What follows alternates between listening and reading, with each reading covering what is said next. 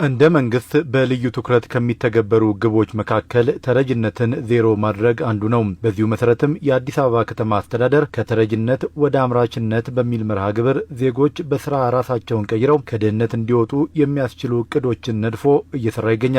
በከተማ ደረጃ በምግብ ዋስትና ወይንም ሴፍቲኔት መርሃ ግብር ታቅፈው ለቆዩና ወደ ዘላቂ ልማት መርሃ ግብር ለተሸጋገሩ ነዋሪዎች በ4 ክፍለ ከተሞች የተገነቡ የመስሪያና የመሸጫ ህንፃዎችን መርቀው ስራ ያስጀመሩ ከንቲባ አዳነች አቤቤ በሁለት ዙር በሴፍቲኔት መርሃ ግብር ታቅፈው ከነበሩ ነዋሪዎች 520 ሺህ የሚሆኑትን ማሸጋገር መቻሉን ተናግረዋል። በሴፍቲኔት ፕሮግራም ውስጥ ከ2009 ጀምሮ የታቀፉ የከተማችን ነዋሪዎች ከ500 ሺህ በላይ ይሆናሉ።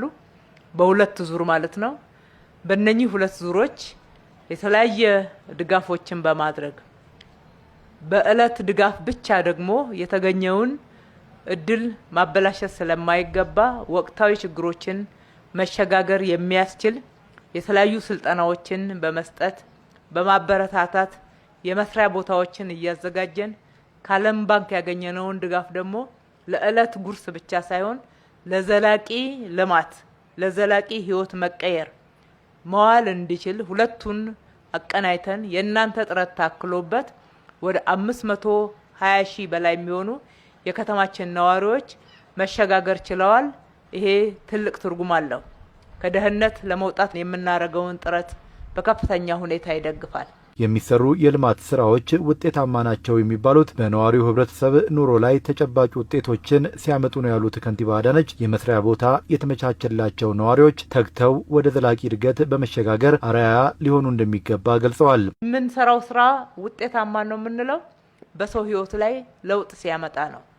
ትላንትና ከነበረው ህይወታቸው እስከ ዛሬ ድረስ የነበረውን መሻሻልና ለውጥ የእናንተ የትላንትናው ህይወትን እና የዛሬውን ለውጥ ማገናዘብ ብቻ በቂ ነው። ጥረት ደግሞ እስከ ተወሰነ ድረስ ሄዶ የሚቆም አይደለም።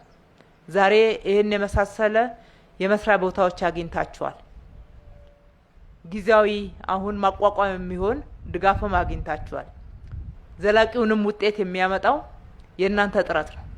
እቺን አሁን ያገኛችሁትን አስቀድማችሁ ያገኛችሁትን የህይወት ክህሎት፣ ልምድ፣ የቢዝነስ አስተዳደር ስልጠናዎች አንድ ላይ ሁሉንም ደምራችሁ ለዘላቂ ህይወት መሻሻል ስትጠቀሙበት ለራሳችሁ ብቻ ሳይሆን ለከተማችሁ ነዋሪዎች እናንተን መሰል ድጋፍ ለሚሹ በእናንተ ስር የስራ እድልም አግኝተው እንደገና እናንተንም አይተው እንዲበረታቱና እንዲነሳሱ